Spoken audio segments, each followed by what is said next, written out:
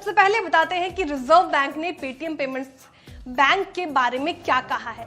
तो reserve bank ने बुधवार को अपनी रिलीज में कहा कि 11 मार्च 2022 को रिजर्व बैंक ने बैंकिंग रेगुलेशन एक्ट 1949 के सेक्शन 35A के तहत अपनी शक्तियों का इस्तेमाल करते हुए पेटीएम पेमेंट्स बैंक को तत्काल प्रभाव से नए कस्टमर्स जोड़ने से रोक दिया था। इसमें कहा गया है कि कॉम्प्रिहेंसिव सिस्टम ऑडिट रिपोर्ट और उसके बाद एक्सटर्नल ऑडिटर्स की कंप्लायंस वैलिडेशन रिपोर्ट से बैंक में लगातार नियमों के उल्लंघन और मटेरियल सुपरवाइजरी चिंताओं के बारे में पता चला है और इससे अतिरिक्त सुपरवाइजरी एक्शन की जरूरत का पता चला है।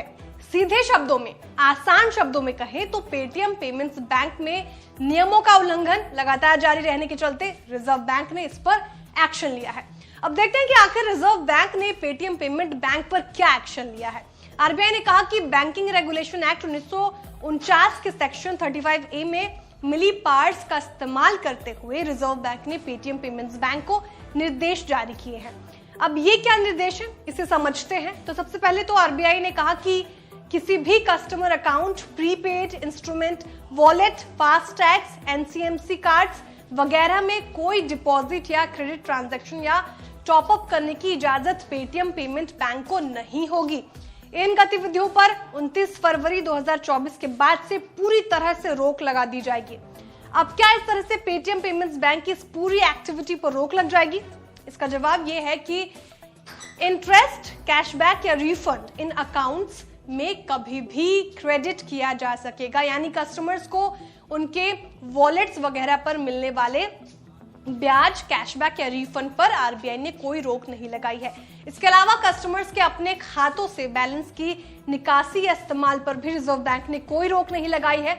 इसमें कस्टमर्स के सेविंग्स बैंक खाते, current account, prepaid instruments, फास्टैग्स, national common mobility cards वगैरह शामिल है। कस्टमर्स उपलब्ध बैलेंस की सीमा तक इन सर्विसेज का इस्तेमाल बेरोक टोक कर पाएंगे। इसका मतलब यह है कि कस्टमर्स के अपना बैलेंस खत्म करने के बाद इसमें आगे कोई डिपॉजिट या निकासी नहीं हो पाएगी। एक बड़ा सवाल पेटीएम पेमेंट्स बैंक की सर्विसेज का इस्तेमाल करने वाले के दिमाग में अब ये आएगा कि आखिर यूपीआई के जरिए होने वाले पेमेंट्स का क्या होगा। क्या वे यूपीआई सर्विसेज का इस्तेमाल पेटीएम के जरिए कर पाएंगे या नहीं? इस बारे में भी आरबीआई ने तस्वीर साफ की है। रिजर्व बैंक ने अपने निर्देश में साफ कहा कि फंड ट्रांसफर, बीबीपीओयू और यूपीआई फैसिलिटी को छोड़कर कोई भी दूसरी banking service Paytm payment bank 29 फरवरी 2024 के बाद नहीं दे पाएगी।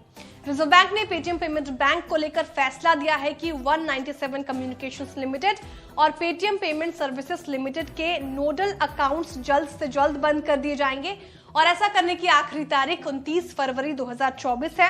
रिजर्व बैंक ने कहा कि सभी पाइपलाइन ट्रांजैक्शंस और नोडल अकाउंट्स के सेटलमेंट 15 मार्च 2024 तक कर दिए जाएंगे और इसके बाद कोई भी ट्रांजैक्शन करने की इजाजत नहीं दी जाएगी।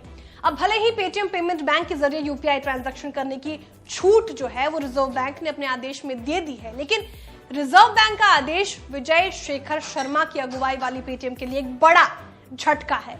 बड़ा सवाल यहाँ ये भी है कि क्या दूसरी पेमेंट सर्विसेज देने वाली कंपनियों पर भी आने वाले दिनों में आरबीआई का एक्शन दिखाई दे सकता है।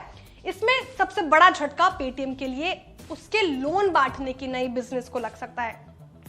हाल के वक्त में पेटीएम का फोकस जो है वो छोटे कर्ज मुहैया कराने पर रहा है और इसके जरिए कंपनी को बड़े कारोबार की उम्मीद रही है।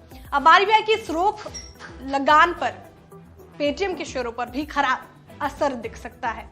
बुधवार को पेटीएम के शेयर मामूली लुढ़क कर 761 रुपए पर बंद हुए हैं। बीते एक महीनों में इसने 17.78% का रिटर्न दिया है, जबकि बीते एक साल में पेटीएम के शेयरों ने 45% रिटर्न दिया है।